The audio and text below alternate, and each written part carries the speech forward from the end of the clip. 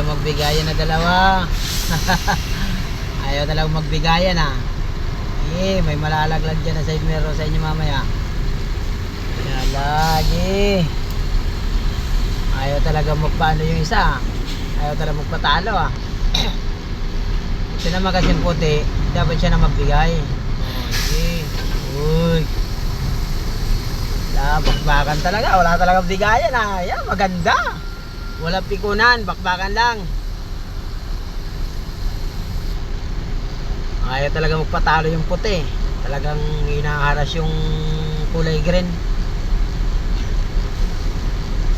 Hanggang makarating kayo sa dulo, malaman natin kung sino mananalo sa inyong dalawa.